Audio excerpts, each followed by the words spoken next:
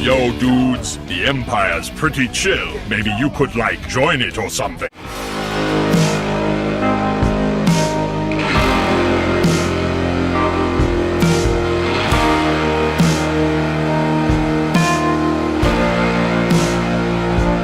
Hey everyone, Lucamus Prime here. So it's time for the next episode of a movie that didn't need a sequel, and in today's video, guys, I'm going to be covering this time an example of a horror movie which, in my opinion, did not need a sequel and was better off being the end of a two-part horror franchise, in my opinion, which only consisted of two movies as far as I'm concerned, just two.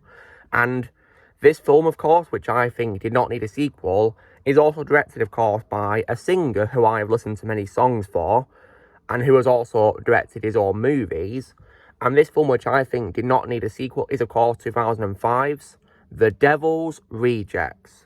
So, you guys are probably wondering, what do I think of this movie then? So, when it comes to watching Rob Zombie's films, I've only seen 5 of them, which, of course, is his Firefly trilogy, which I'm going to be covering in this video, and also his remakes of Halloween.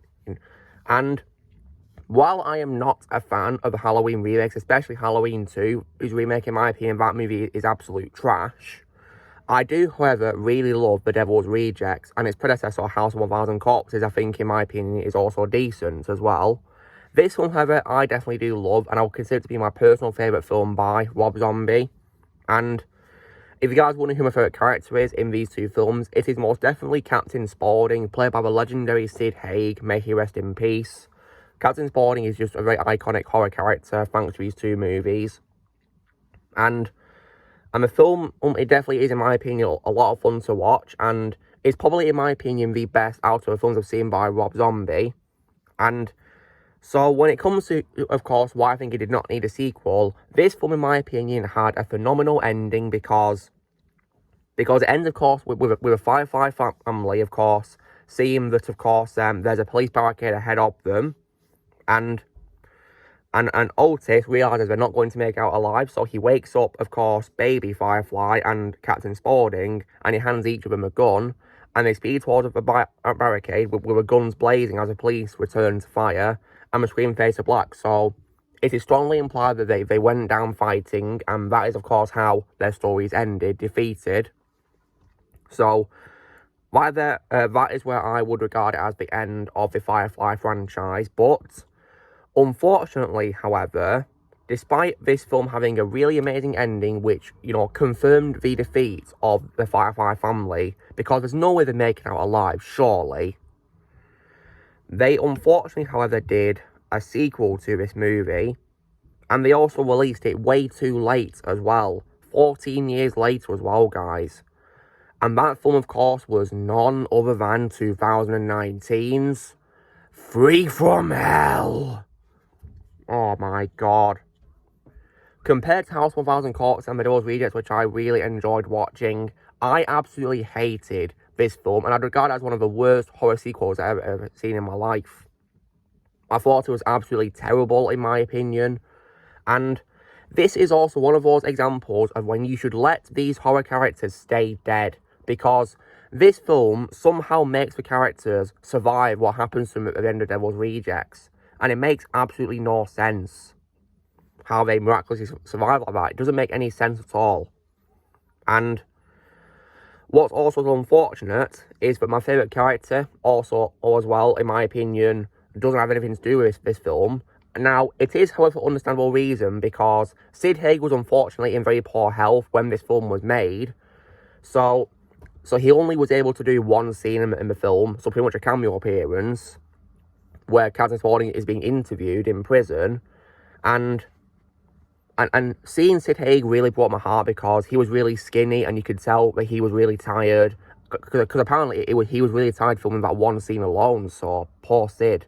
But for what it is worth, he did give a great performance as always, despite being in poor health, and rest in peace, Sid Haig, you're an absolute legend. And then unfortunately, they killed off the character by giving him a lethal injection, so what?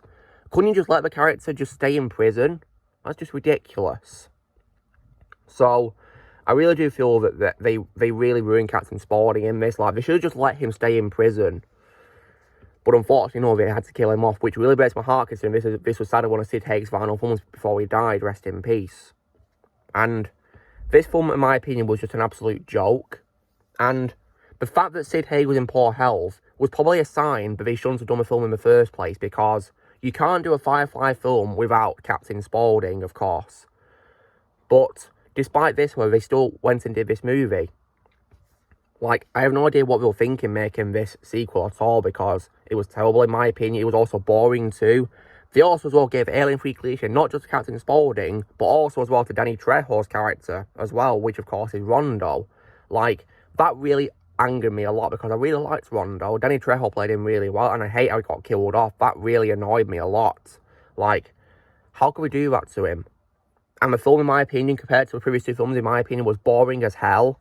And when it comes to Baby Zombie, one criticism I do have with all of the Zombies films, yes, including ones which I think are good, is probably his casting of his wife, Sherry Moon Zombie, in all of his films. Because, guys, in my opinion, she cannot act at all.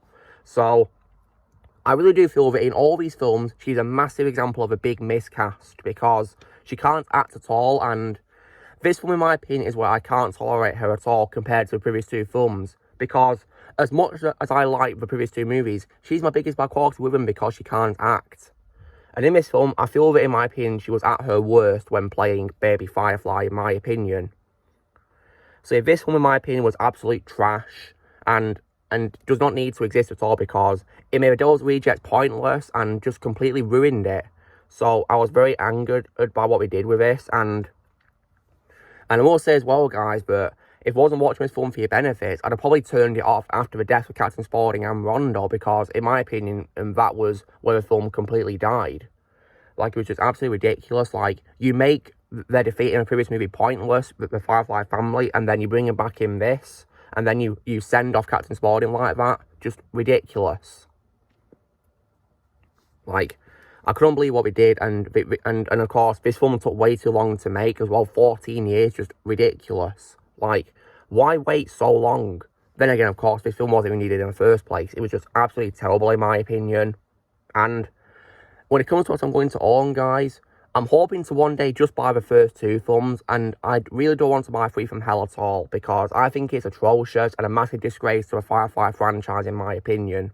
So, I'm not going to own it anytime soon at all.